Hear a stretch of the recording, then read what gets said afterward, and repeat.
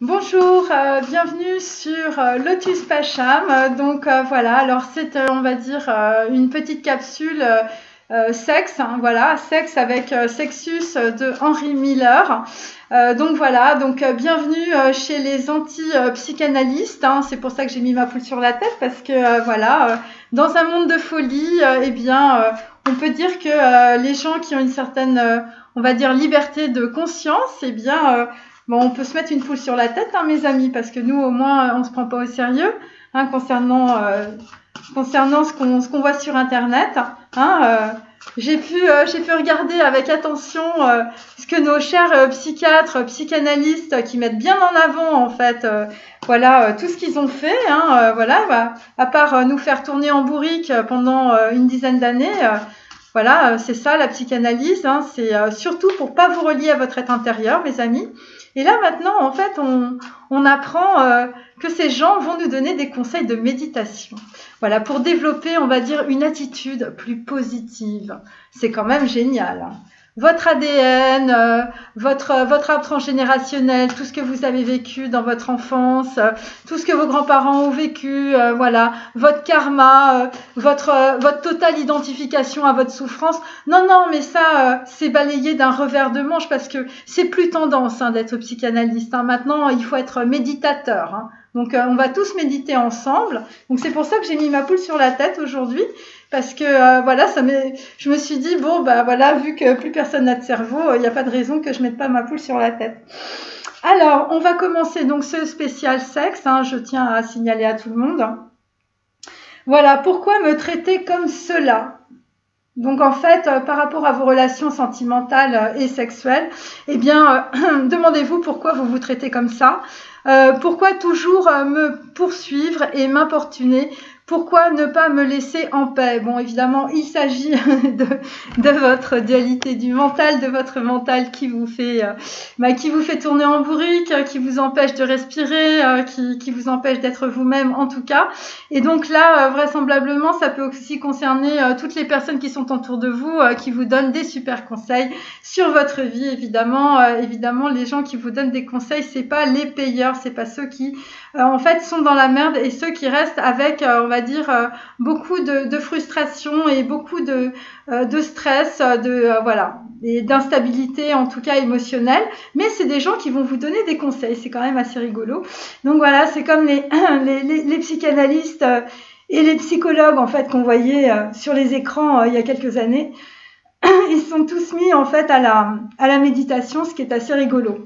Donc c'est assez marrant, mais par contre, aucun d'entre eux en fait ne parle évidemment de désidentification, parce qu'évidemment, pour commencer en fait un véritable travail sur soi, il faut prendre conscience évidemment qu'on a un soi, et en fait avec tout ce que vous trimballez depuis des années, c'est hyper compliqué. Alors les gens qui vous disent que vous allez les petites astuces et les petits conseils des psychanalystes qui vous ont fait tourner en bourrique pendant 10 ans et maintenant qui se mettent à faire de la méditation, quand il y a des yogis en fait qui font ça depuis 4000 ans, et puis ces gens-là en fait ils vont en Inde pendant 2 mois ou pendant 2 ans pour un peu aller respirer autre chose, hein, parce qu'ils sont arrivés au point zéro de leur vie.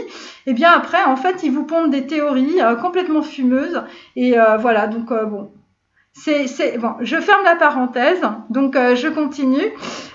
Donc en fait, évidemment, ces personnes-là aussi sont peut-être parmi ceux, en tout cas autour de vous, qui vous donnent de bons conseils. Évidemment, ce sont des conseils qui n'ont évidemment rien à voir avec vous, puisque vous êtes vous-même en fait la seule ou le seul capable de vous en sortir par rapport à cela.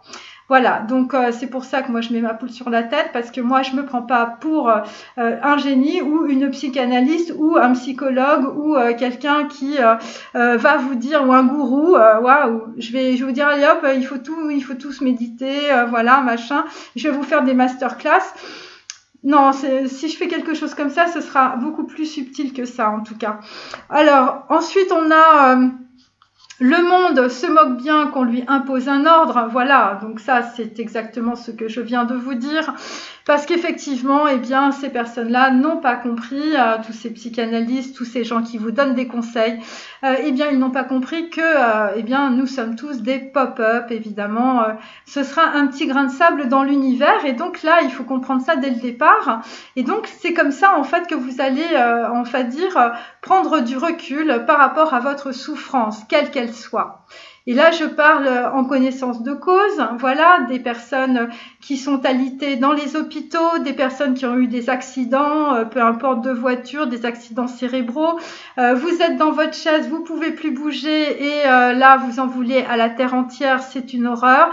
Vous êtes dans la colère à fond, évidemment, et vous avez une espèce de nana ou un mec psychologue qui vient vous voir une fois tous les 15 jours. Évidemment, c'est pas avec ça que vous allez pouvoir vous en sortir. C'est avec votre cerveau et c'est en devenant l'expert de vous-même. Alors moi, c'est ce que je dis tout le temps. Après, ce que je dis, ça me regarde, mais en tout cas, moi, j'ai l'honnêteté d'appliquer tout ce que je dis en fait dans mes vidéos à moi-même. Et en tout cas, eh bien, c'est comme ça que moi, je m'en suis sortie. Donc, si moi, je m'en suis sortie, c'est que vous pouvez le faire aussi.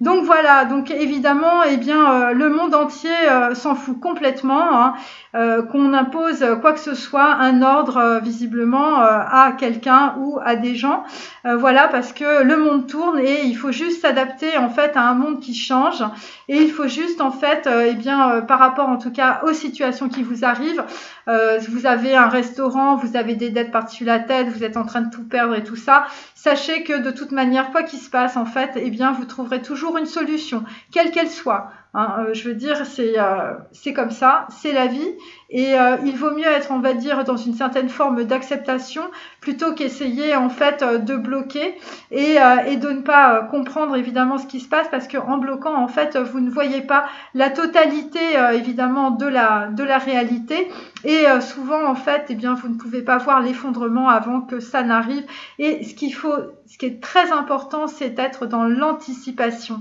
Et pour être dans l'anticipation, il ne faut pas être en fait dans des filtres mentaux qui vous empêchent de voir la réalité. Et en même temps, eh bien, vous avez des filtres parce que en fait, eh bien, vous ne voulez pas voir la réalité parce que la réalité vous fait peur. Mais à un moment donné, il faut la voir cette réalité telle qu'elle est. Voilà, parce que sinon, de toute manière, vous allez vous la prendre dans la figure. Donc autant la voir en avance plutôt que de, voilà, vous voyez le tsunami arriver, ok. Mais enfin, vous le voyez. Et donc là, vous pouvez déjà anticiper, vous pouvez déjà, en fait, mettre un espace entre ce qui va arriver et vous-même. Tandis que si vous voyez rien, eh ben, vous êtes déjà noyé. Je veux dire, le tsunami, vous arrive en 2 secondes, c'est terminé. La vague, elle vous broie.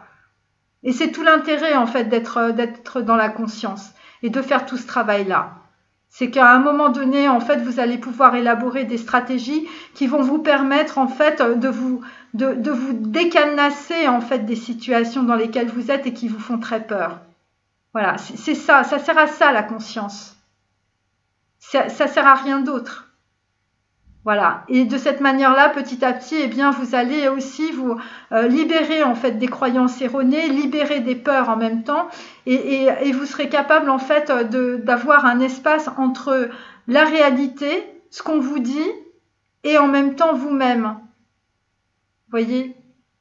Et donc tout ça, en fait, ça va vous permettre de vous désidentifier à tout ce que vous représentez dans la réalité. Voilà, c'est pour ça, moi, quand je vois des gens qui se mettent des gros de pancartes, mentor, gourou, je dis, ces gens-là, ils n'ont rien compris. Voilà, c'est pour ça que je mets une poule sur la tête. Pour pas oublier qu'il faut toujours être dans l'humilité quand on parle aux gens. Parce qu'à travers les gens, c'est à l'univers qu'on parle. Donc, on continue. Alors, c'est cela que j'ai écrit, les lettres les plus folles qu'une plume n'ait jamais tracées. Quiconque se croit battu sans espoir, sans recours pour reprendre courage. Donc en fait, là, vraisemblablement, aujourd'hui, on vous invite à écrire. On vous invite à écrire une folle lettre d'amour. Voilà, voilà, à vous-même ou on va dire à la personne que vous aimez. Voilà, c'est là que j'ai écrit les plus folles, voilà, les plus folles lettres qu'une plume n'ait jamais tracées. Eh bien, il faut tracer l'amour. Bon, alors je sais que c'est pas évident, surtout en fait quand on va dire que dans votre vie, il n'y a pas vraiment d'ordre, c'est plutôt le désordre. Voilà, c'est plutôt un peu chaotique et tout ça, vous comprenez pas le sens des choses, mais en même temps, en fait, on a quelqu'un qui s'en est pris vraiment plein la musette au niveau, je veux dire, des relations sentimentales. Hein. Enfin, après, pour vous, les relations sentimentales, c'était des relations sexuelles. Enfin, je veux dire, bon, c'était quand même hyper réducteur. Et donc là, en fait, eh bien, on vous demande finalement d'aller sur un autre paradigme, d'aller sur le paradigme, en fait, de la perception, d'aller sur le paradigme, en fait, du cœur, de l'amour, de la compassion. Si vous aviez quelqu'un en face de vous, quelqu'un que vous aimiez de tout votre cœur, quelle est la lettre que vous pourriez lui écrire? Voilà. Et donc aujourd'hui, ce que vous allez faire, c'est ça. Vous allez écrire une lettre qui va être en fait la lettre la plus folle que vous ayez jamais écrite dans votre vie. Une lettre d'amour, une lettre qui flambe, une lettre qui brûle, une lettre qui vous représente complètement et totalement. Voilà, voilà, c'est. Alors vous mettez le sexe, vous mettez tout ce que vous voulez dedans, mais il faut que ça brûle, les amis. Voilà, parce que justement, il y a des gens qui croient que tout est perdu, hein, que vous ne pourrez plus jamais, je veux dire, vous ne pourrez plus jamais avoir de sentiments. Vous avez l'impression que votre cœur est coupé en deux, que c'est la fin, que vous n'avez plus d'espoir dans l'amour, que voilà, que votre ex est parti, que la femme avec lequel vous vouliez construire des choses, elle s'est barrée. Eh bien, en tout cas, cette lettre d'amour, en fait, eh bien, ça va vous faire reprendre courage, en fait, vous faire reprendre l'espoir. Et je vais vous dire une chose qui est super intéressante d'un point de vue quantique. Si vous faites cette lettre, même si que vous l'envoyez ou pas, ok, vous la faites, vous l'écrivez. Hein, vous pouvez écrire il y a des gens qui vont écrire des livres, hein, moi je vous le dis. Hein. Puis bon, après ça va un peu pleurer et tout ça. Mais en fait, si vous le faites, eh bien, il faut savoir que quand vous avez une impulsion, une énergie, comme ça, une lettre d'amour, vraiment un truc, voilà, une folle lettre d'amour et de sentiments et de, voilà, eh bien, ça résonne dans l'univers. Donc, si vous le faites, en fait, forcément, ça va résonner. Et ce qui va se passer, c'est que l'univers, en fait, hein, il va vous répondre. Il va vous répondre d'une certaine manière. Donc, si vous le faites, en fait, eh bien, vous allez au moins, au pire, j'ai raison, vous reprendrez courage. Vous vous direz que finalement, bah, vous êtes capable, en fait, d'écrire ça. Ça veut dire que vous avez toujours ces sentiments d'amour en vous-même. Donc, au pire, vous allez récupérer votre estime de vous-même, ce qui est quand même pas mal, ok ? Et au mieux, vous allez déplacer des énergies. Au mieux, vous déplacerez des montagnes. Et peut-être qu'à un moment donné, en fait, vous allez, si vous aimez quelqu'un, eh bien, vous lui faites une lettre comme ça. Et puis, peut-être qu'un jour, eh bien, vous aurez envie de l'envoyer pour que la personne, en fait, elle la lise. Vous voyez, c'est un petit peu ça. Mais que vous l'envoyez ou que vous ne l'envoyez pas, c'est pas le plus important. Le plus important, en fait, c'est la façon dont vous allez l'écrire et la réalité qui va faire que vous allez mettre, en fait, tout ce que vous avez dans votre cœur. Voilà, l'énergie des sentiments et pas du cul et pas du sexe. Et c'est ça qui va faire que vous allez vous relier à vous-même. Et c'est ça qui va faire que, en fait, vous allez comprendre, en fait, que vous êtes un être qui est au-dessus de la matière. Voilà, c'est un petit peu ça, en fait. Donc là, là, on vous dit de faire cette lettre-là, en tout cas, ou de l'écrire. Ensuite, on a il roulait les yeux, la bouche grande ouverte. Il m'a fait valser de haut en bas comme une plume, me retournant et me tourbillon comme si j'étais en caoutchouc. Et donc, en fait, eh bien, là, on va dire qu'il y a des hommes, en fait, qui ont besoin de femmes en caoutchouc. Donc, on va dire qu'il y a des femmes, en fait, il faut que vous soyez un peu comme un roseau. Parce que visiblement, on va dire qu'il y a les relations sentimentales, en fait, elles sont un peu en caoutchouc, en fait. Voilà, les hommes, en fait, ils ont besoin d'éprouver le taux de résistance, en fait, de la femme. Voilà. Et en fait, eh bien, en tout cas, par rapport aux situations ou par rapport à ce qui se passe, eh bien, ça veut dire aussi être comme une plume, c'est évidemment être en retrait. Mais pas être en retrait au niveau des sentiments, mais prendre du recul par rapport à des choses qui peuvent être complètement déconnantes. Et Et donc, pourquoi en fait les hommes en fait peuvent vous faire valser dans tous les sens ou être dans cette situation-là, c'est parce que en fait ils sont toujours assez surpris de votre attitude parce que c'est les hommes en fait ils captent pas qui vous êtes. Voilà, ils sont toujours un peu bouche bée, ils sont toujours un peu les yeux et la bouche grande ouverte, voilà, genre oh, vous voyez, ce genre de truc. Et donc évidemment, eh bien pour compenser et pour pas que vous voyiez en fait qu'ils sont surpris, eh bien ils vont vous raconter des trucs, ils vont vous faire des trucs qui vont vous, voilà, ça va être des paravents, on va dire, pour masquer leur émotionnel. Voilà, c'est ce que ça veut dire. Voilà, de faire valser les nanas comme si elles étaient en caoutchouc. Ensuite, le monde des fantasmes est celui que nous n'arrivons pas à achever de conquérir. C'est un monde du passé et non de l'avenir. Bon, bah alors là, je vous dis, on est avec des masculins, mais ça peut être des féminines. Hein. Je vous dis, vous prenez les deux côtés, bien sûr, pour celles qui sont et ceux qui sont intelligents. Eh bien, c'est le monde des fantasmes, c'est le monde des projections, c'est le monde de l'identification. L'identification à l'objet, l'identification au corps de la femme ou au portefeuille du mec, ou je veux dire à sa notoriété, à tout ça. Donc là, vous êtes à donf dans ces histoires évidemment de projection, mais c'est pas la réalité. Et donc en fait. Et donc vous avez l'impression que vous êtes dans la conquête en fait d'une femme ou d'un homme simplement parce que il a un nom, il a de l'argent, voilà. Et donc en fait on vous dit que en tout cas pour aujourd'hui c'est le monde du passé, c'est pas le monde de l'avenir. C'est-à-dire que là, ce qu'il y a, c'est que pour certains et certaines, il y a un basculement. Il y a quelque chose qui fait que ce que vous pensiez être, on va dire, un archétype social ou sociétal, eh bien, c'est en train de complètement basculer. C'est-à-dire que là, eh bien, vous allez plus prendre les gens pour des objets. Voilà. Parce que vous allez être de plus en plus dans la désidentification. Et des identifications par rapport à vous-même, des identifications par rapport à votre nom, par rapport à votre famille, par rapport à vos titres, par rapport à tout ça.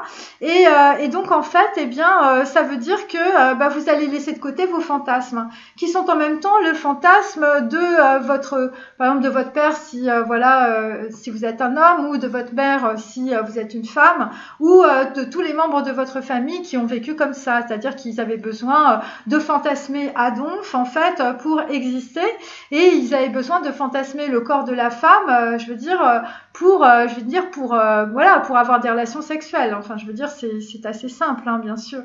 Et donc là, en fait, eh bien, l'avenir, ça va pas être ça. Et donc, on peut être dans on va dire, un démembrement au niveau psychologique. Là, vous êtes en train de passer, du monde de la logique, du monde en fait de la réalité, à quelque chose qui est complètement, intuitif, un truc que vous connaissez pas. Là, vous êtes en train de mettre votre doigt de pied, sur, une mer que vous ne, où vous n'avez jamais marché. On vous demande de marcher sur l'eau. Là, l'intuition, c'est ça. Hein. Vous marchez sur un truc que vous voyez pas. Hein. C'est tout con, mais c'est vrai. Hein. Et quand on est dans la méditation, évidemment, bien qu'est-ce que vous faites? Eh bien, vous cheminez en fait à l'intérieur de vous-même. Donc en fait, on vous dit ouais, il y a des particules, des machins, mais en fait, on vous parle de trucs que vous voyez absolument pas, mais qui existent évidemment, puisque nous avons quand même les formules mathématiques d'Albert Einstein qui nous dit que c'est quand même vrai, vous voyez. Mais heureusement qu'on a ça, parce que sinon, ce serait, on serait tous perchés et on aurait tous une poule sur la tête. Vous voyez, c'est un petit peu ça le truc. Donc en fait, il faut évidemment apprendre. Moi personnellement, j'ai commencé par le quantique parce que voilà, dans ma famille, c'est les grandes écoles et tout ça. Donc en fait, on a quand même un cerveau, qui tient la route. Hein, on n'est pas des foufous. Et après, moi j'ai ma poule sur la tête, mais je sais pourquoi je l'ai. Et donc en fait, je suis passée par la physique quantique, et donc ça m'a permis, si vous voulez, de pouvoir construire, toute ma connaissance à travers les textes sacrés. Et aussi mon expérience personnelle. J'ai pu étudier, mais moi j'ai pas étudié, les mantras, les sutras, enfin si bien sûr, mais j'ai pas fait que ça. Moi j'ai étudié les êtres humains, voilà. Et j'ai vu qu'il y avait des choses différentes, voyez. Surtout les moines. Quand vous êtes avec des moines, c'est clair qu'ils n'ont pas du tout la même vibration que vous, même pas la vibration d'un blanc. Enfin, je veux dire, vraiment, les gens, ils sont particuliers. Voyez. Donc, il faut prendre en compte, en fait, d'abord le pays, la culture, hein, ce que, évidemment, là, tous les gens qui vous racontent des conseils pour le développement, ils sont incapables de vous dire. Mais il y a, et le pays, c'est-à-dire que quand vous vivez dans un pays, vous avez la vibration du pays, la vibration de la terre de ce pays. Et c'est pas simplement parce que vous avez pris un avion et vous vous retrouvez dans un hôtel, hein. Moi, je parle pas de ça, hein. Moi, je parle de quand vous êtes dans un village et quand vous y vivez pendant 1 an, 2 ans, hein. Vous voyez, c'est autre chose, là. C'est pas, on n'est pas au Sofitel, là, mes amis, hein. Parce que les gens qui voyagent de Sofitel au Sofitel, enfin, je veux dire, c'est pas des voyages, hein. Autant rester chez vous, hein. Et donc, en fait, voilà. Donc je reprends. Donc là, en fait, on est avec des personnes en fait qui étaient vraiment dans les projections par rapport à leur sexualité. Et donc là, vous allez changer de paradigme. Alors, donc là, en fait, nous avons quoi? Bon, alors, j'avais la pile à l'air, mais toujours à l'abri de mon manteau. Je l'avais regardé river son regard à l'outil. Donc bon, pareil, ça c'est dans Henry Miller. Bon, bah, je vous montre le truc. Donc en fait, on va dire par rapport à de la sexualité, bon, bah, il y a des gens qui ont toujours caché en fait leur sexualité, peut-être parce que c'est leur éducation aussi. Et donc en tout cas, on vous dit que justement, ce qui est intéressant, c'est évidemment le corps va vous permettre d'avoir des réponses sur vous-même et sur qui vous êtes, hein. C'est pour ça que j'ai mis un 3e œil au bout du sexe, hein, parce que c'est la manière dont vous allez utiliser votre sexe qui va faire toute la différence dans vos relations sentimentales et amoureuses. Bon, après, moi, ça me paraît logique, mais visiblement, c'est pas logique pour tout le monde. Et donc, vraisemblablement, bah, y a des gens autour de vous, je veux dire, qui ont été très tôt rivés, je veux dire, sur votre sexualité ou, je veux dire, votre sexe, enfin, pour être très cru, hein. Et ça concerne directement des relations avec les mères ou avec les archétypes féminins. Et c'est ce qui a déterminé, en fait, votre sexualité. Pour certains.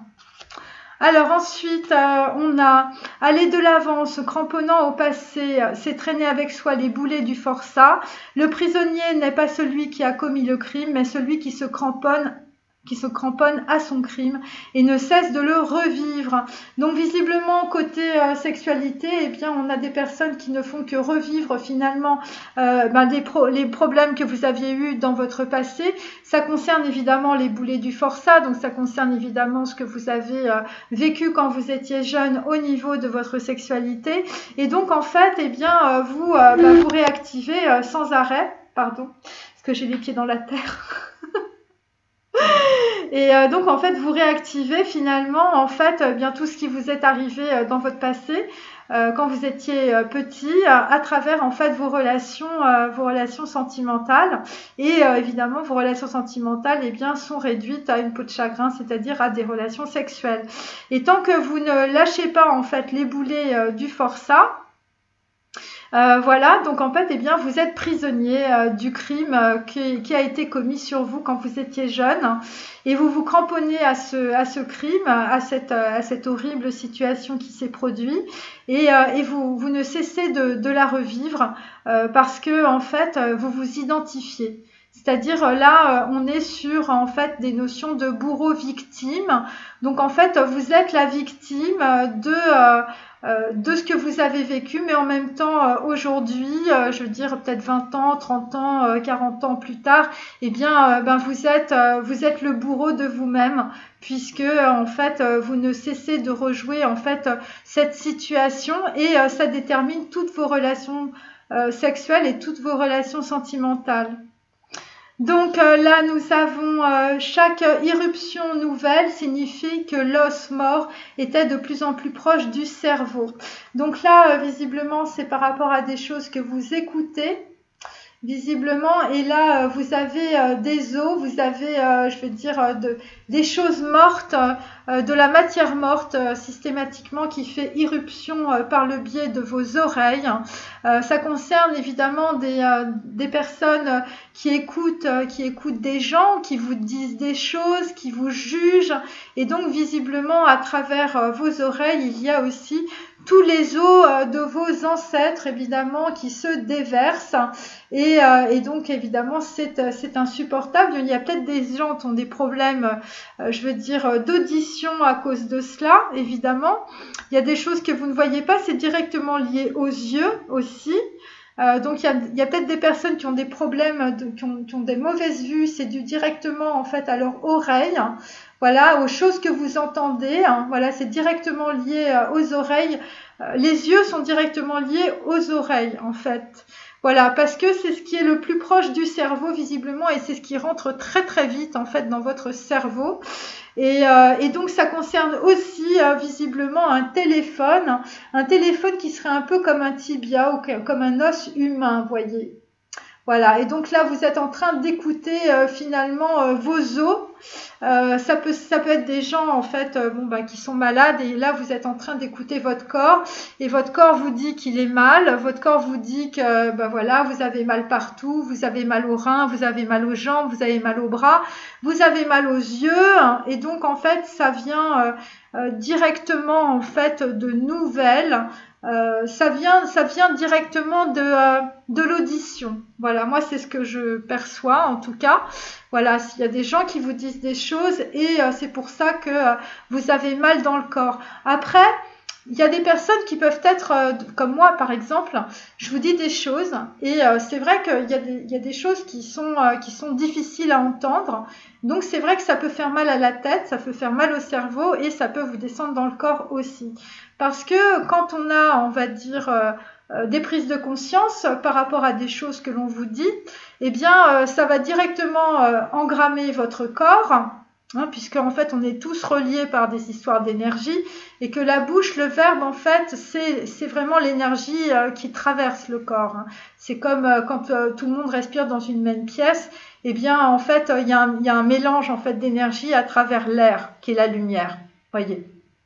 Et donc en fait, eh bien cette énergie en fait va vous traverser, c'est des informations. Et donc eh bien qu'est-ce qui va se passer? Eh bien c'est un peu comme des billes qui poussent d'autres billes. Donc vous aviez des billes qui étaient engrammées depuis des années, peut-être dans votre cerveau. Et puis moi j'arrive et je vous balance des billes, hein, comme voilà, je fais strike à chaque fois, hein, voilà, en tout cas pour certaines. Et donc oui, vous ça vous met le cerveau en plot, hein, vous avez mal. Et donc en fait ça peut ensuite descendre en fait dans le corps, mais c'est simplement en fait des informations erronées qui sont en train de partir, voilà, qui sont en train de quitter votre corps.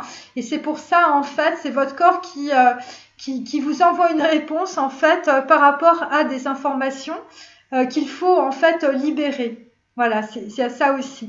Comme je vous l'avais dit dans ma précédente vidéo, en fait, il y a une question, il y a deux cerveaux, donc il y a le cerveau le cerveau du cerveau, je vais dire le cerveau de la tête, et il y a le cerveau du ventre, hein, c'est votre appareil, voilà, c'est tout ce qui concerne l'appareil génital et puis surtout en fait les intestins, parce que c'est les intestins en fait qui vont libérer la matière qui ne contient plus en fait de lumière, hein, bien sûr.